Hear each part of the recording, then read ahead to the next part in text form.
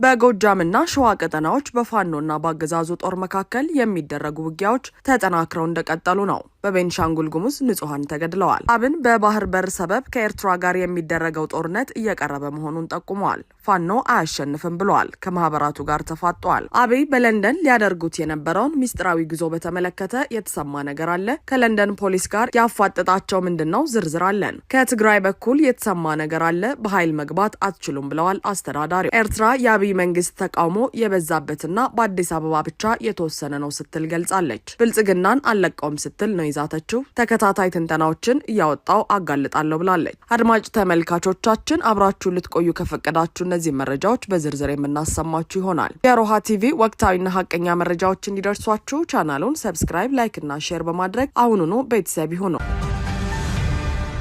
በጎጃምና ሸዋ ቀጠናዎች በፋኖና በአገዛዙ ጦር መካከል የሚደረጉ ውጊያዎች ተጠናክረው እንደቀጠሉ ነው። በጅጋ ልዩ ስሙ ቅዳምን በሚባል ቦታ የአረንዛው ዳሞት ብርጌድ ተወርዋሪ ኮማንዶዎች ከጅጋ ተነስቶ ወደ ገነት አቦ ሬሽን እናደርሳለን ብለው በሚንቀሳቀሱ የአገዛዙ ሰራዊት ላይ በወሰዱት እርምጃ በአራት የስርዓቱ አገልጋዮች ላይ ጥቃት አድርሰዋል። ሆኖም ይህ ጦር በተለያዩ የከባድ መሳሪያዎች ሽፋን ሰጥቶ ያስወጣቸው ሲሆን ከገቡበት ቦታም በሩጫ አምልጠዋል። በመቀጠልም በማንኩሳ ቀጠና ሁለት የመከላከያ አባላት ከርተው ወደ ቢተው ሻለቃ የተቀላቀሉ መሆናቸውና ሌሎች የመከላከያ አባላትም የመክዳት ፍላጎት እንዳላቸው ተገልጿል። አገዛዙ አፍሶ ካስገባቸው ምልምል ወታደሮች ውስጥ እስከ ትናንት ድረስ ብቻ 121 የምልምል አባላት ከብር ሸለቆ መሰረታዊ የውትድርና ማሰልጠኛ ተቋም በአካባቢው ፋኖ አማካኝነት ማስወጣቱን ተከትሎ እኚህ ታዳጊ ህጻናትም በግዳጅ መታፈሳቸውንና የስነ ልቦና ተጽዕኖ ደርሶብናል ሲሉም ተናግረዋል። በሌላ በኩል የአማራ ፋኖ ብሔራዊ ኃይል ሸዋ ቀጠና ከሰም ክፍለ ጦር ተስፋ ገብረ ስላሴ ብርጌድ የአብይ ስልጣን አስጠባቂ ወታደር ላይ ከፍተኛ ኪሳራ አድርሰዋል። ትናንት ግንቦት 21 2017 ዓ.ም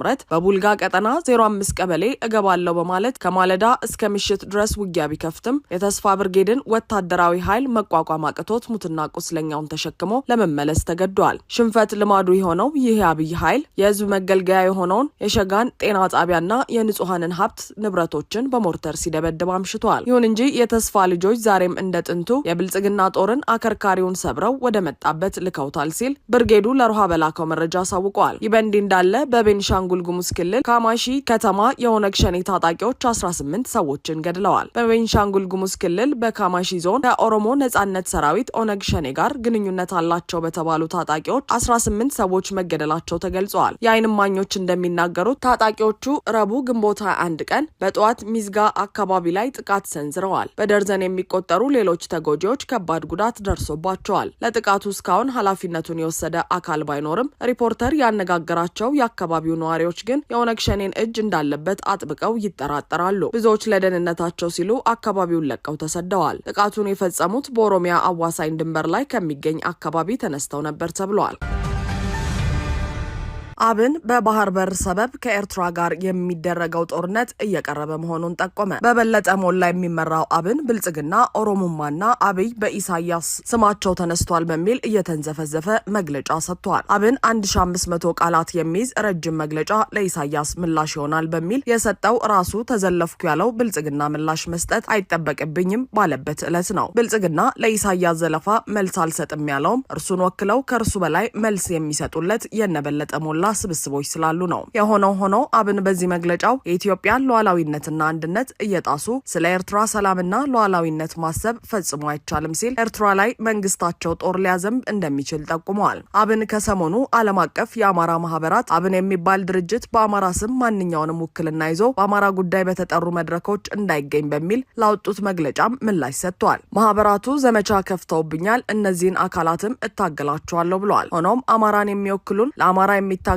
ማህበራትን ድርጅቶችንና ራሱን አማራ የናቀው አብን አሁንም የአማራ ተወካይ ነኝ ማለቱን አላቆመም። አብን የአማራ ኃይሎችን ከታሪካዊ ጠላታችን ኢሳያስ ጋር አብረው የሚሰሩ በሚል የተቸ ሲሆን ራሱ ግን ከአማራ አሁናዊ ጠላት አብይ ጋር እየሰራ ይገኛል። አብኖች በአማራ ላይ ጦር አዝምቶ ገበሬውን ከሚጨፈጭፍ፣ በድሮን ህጻናትና እናቶችን ከሚገድል፣ በከባድ መሳሪያ ከተሞችን ከሚያወድም፣ ህዝብን በረሃብ ከሚቀጣ መንግስት ጋር በጋራ እየሰሩ ነው። እንዲሁም በአማራ ክልል እየተካሄደ ያለውን የነጻነት ትግል በሚመለከት በሰጠው ምላሽ የኃይል አማራጭ ለውጥ አያመጣም ሲል የፋኖ ትግል እንደማያሸንፍና እንደማያዋጣ የጌቶቹን የብልጽግና ሰዎች ቃል ተውሶ አረጋግጧል። አብን መግለጫውን ይቀጥልና ከዚህ ቀደም ሻቢያን አውግዘን ባወጣነው መግለጫ ግንባር ቀደም አውጋዥ ሆነው የመጡት ኢትዮጵያውያን ናቸው ብለዋል። ይህም እነበለጠ ሞላ ለሆዱ ያላደረ ህሊናና ጭንቅላት ቢኖራቸው አሰላለፋቸውን የሚፈትሹበት እድል ይሰጣቸው ነበር። ምክንያቱም አብዛኛው ኢትዮጵያዊ የአብይን ሴራና ጭቃኔ ጠንቅቆ በማወቁ ከአብይ ጋር ተደርቦ የሚንቀሳቀስና የሴራው አካል የሆነን ሁሉ የመቀበል ፍላጎት የለውም። ከ2 ዓመት በፊት የኤርትራን ውለታ ከፍለን አንጨርሰውም፣ የጨለማ ቀን ወዳጆቻችን ናቸው የሚሉ መወድሶች የተሰሙት ከአብይ አህመድ ነበር። ይህን ያሉትም በወቅቱ የጦር አጋራቸው የጭፍጨፋ ተጋባዣቸው ስለነበሩ ነው። ታዲያ አብይ እንዲያ ያንቆለጳጰሷቸውን የሻቢያ ሰዎች ዛሬ ፊት ሲነሳቸው አብንም ተደርቦ ይህንኑ አድርገዋል። እናም የኢትዮጵያ ሕዝብ አብይና አብን በሞቀበት ይውላሉና እነሱን እየተከተለ በመከራ የሚናውዝበት ምክንያት የለውም። እንዲሁም አብን ብልጽግና ከኤርትራ ጋር ያቀደውን ጦርነት ቀድሞ የፕሮፓጋንዳ ስራ እየሰራ ያለ ስብስብ በመሆኑ ኢትዮጵያውያን ይህን ቢጸየፉ የሚገርም አይደለም። አብን በዚህኛው መግለጫው ደግሞ በአሁኑ ወቅት የኢትዮጵያ የባህር በር ጥያቄ የሚወሰነው በኢትዮጵያውያን አንድነትና ጥንካሬ እንጂ በሻቢያ ይሁንታ ሊሆን እንደማይችል በድጋሚ አስምረን ማስቀመጥ እንሻለን ብሏል ሲል በባህር በር ሰበብ የሚካሄደው ጦርነት አይቀሬ መሆኑንም ጠቁመዋል። ብልጽግና ሩቅ ሳያስብ በጀመረው በወደብ አሳቦ የመውረር ፍላጎቱ አሁን ላይ ከቁጥጥር ውጭ የሆነ ነው። እዚህም አሁን ላይ ለኢሳያስ የቀጥታ ምላሽ መስጠት በመፍራቱ ምክንያት ሆዳደሮቹን እነበለጠ ሞላን ተጠቅሞ ምላሽ እየሰጠ ነው።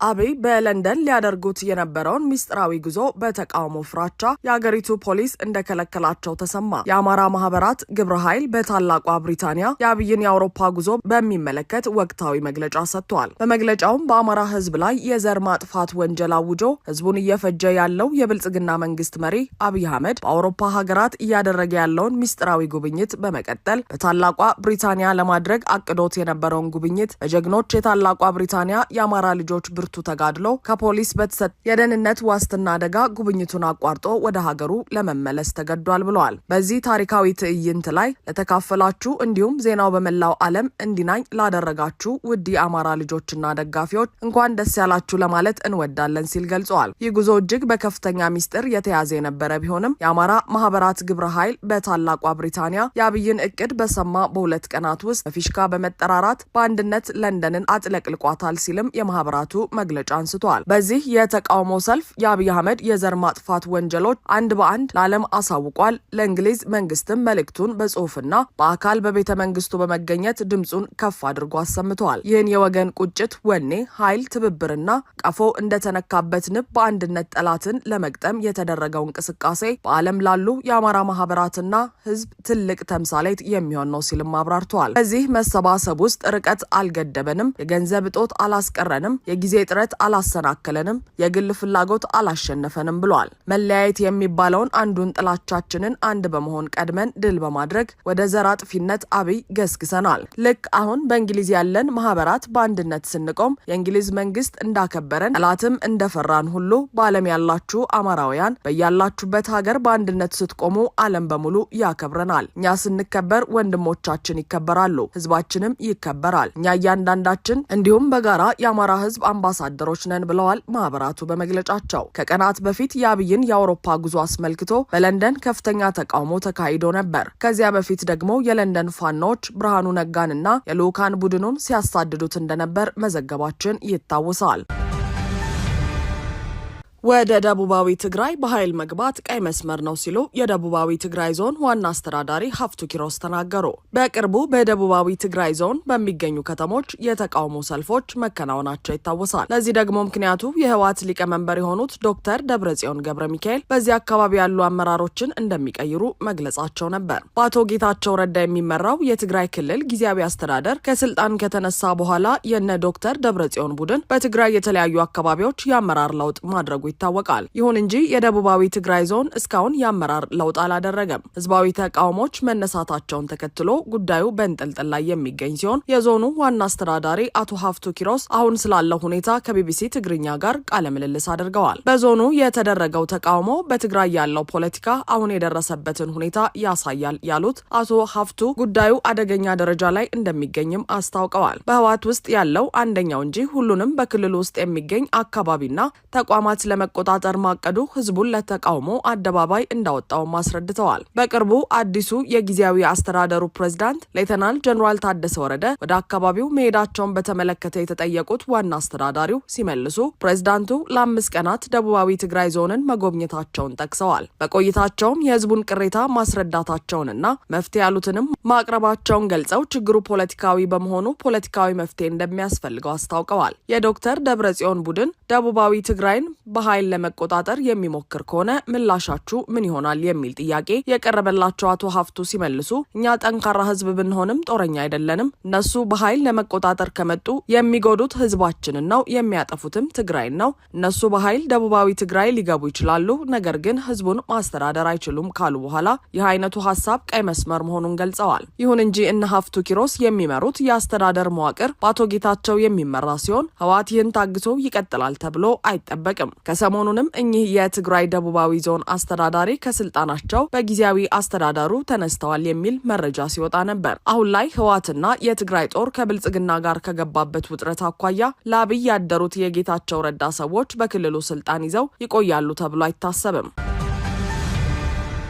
ኤርትራ የአብይ መንግስት ተቃውሞ የበዛበትና በአዲስ አበባ ብቻ የተወሰነ ነው ስትል ገለጸች። የኤርትራ ማስታወቂያ ሚኒስትር በይፋዊ የኤክስ ገጹ ላይ በትግርኛ ባሰራጨው ኢትዮጵያንና ብልጽግናን በተመለከተ መልእክቱ የአብይ አህመድ መንግስት በአዲስ አበባ ብቻ የተወሰነ ነው ብለዋል። ሚኒስትሩ በመልእክቱ ኢትዮጵያ ካላት ጂኦፖለቲካዊና ስልታዊ ጠቀሜታ፣ የህዝብ ብዛትና ተጽዕኖ የተነሳ በአፍሪካ ቀንድ ጠቃሚ ሀገር መሆኗ ጥርጥር የለውም ሲል ገልጿል። እስካሁን ኢትዮጵያ የምትመራው ከአጼ ምኒልክ ጀምሮ በ5ኛው መንግስት ነው ያለችው ኤርትራ ይሁን እንጂ በተለይ በብልጽግና ፓርቲ አገዛዝ ስር ከወደቀች በኋላ ታይቶ በማይታወቅ ትርምስ ውስጥ ገብታለች ስትል አስፍራለች። ስለሆነም የኢትዮጵያ ዜጎች የሀገራቸው ሉዓላዊነት ሲደፈርስና አንድነታቸው መደፍረሱ በእጅጉ ያሳስባቸዋል በማለትም አብራርታለች። በአሁኑ ወቅት የችግሩ ብቸኛ መፍትሄ ነው ብለው በማመን በትጥቅ ትግል የሚካፈሉ ወገኖች በሁሉም የኢትዮጵያ ክፍሎች አሉ ይላል ይህ መግለጫ።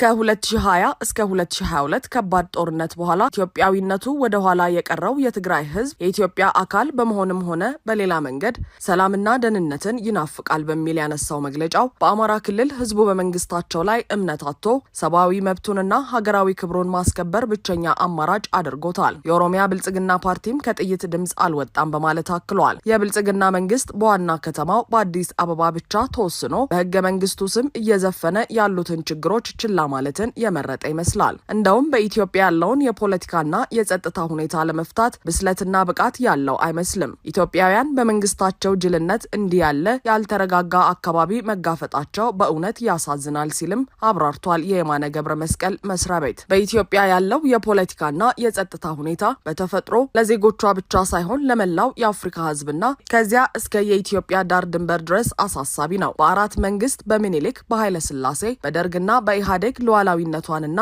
አንድነቷን ያስጠበቀችው የኢትዮጵያ ጂኦፖለቲካል ቅርጽ አሁን ላይ ያለው ሁኔታ ብዙዎችን ያሳስባቸዋል ይላል። የኤርትራ ማስታወቂያ ሚኒስትር ኢትዮጵያን በተመለከተ ተመሳሳይ ትንተና እንደሚያቀርብና ቀጣይነት እንዳለው ገልጿል። የብልጽግና አገዛዝ ግን ይህን መሰል ትችት ከኤርትራ በኩል ሲዘነዘርበት በባህር በር ጉዳይ ደርሶ ሲደነፋ እንዳልነበር አሁን ላይ በፍራቻ ተለጉሞ ዝምታን መርጧል። ምላሽ አልሰጥም ሲል እየተሽኮረመመ ነው። በሌላ በኩል ደግሞ የኤርትራ መከላከያ ሰራዊት የእዝ አዛዦች በሁሉም የኤርትራ ግዛቶች አንድነታችን ትጥቃችን በሚል መሪ ቃል የሰራዊት አዛዦች፣ የሚኒስቴር መስሪያ ቤት ኃላፊዎች፣ የቀድሞ ተዋጊዎችና የብሔራዊ ደህንነት ተወካዮች በተገኙበት በሁሉም የኤርትራ ግዛቶች ዛሬም የቀጠለ ተከታታይ ውይይቶች እየተካሄዱ ነው። አድማጭ ተመልካቾቻችን የሰዓቱ የሮሃ ቲቪ ዜናዎች የተከታተላችኋቸውን ይመስሉ ነበር። አብራችሁን ስለነበራችሁ ከልብ እናመሰግናለን። ሰላም።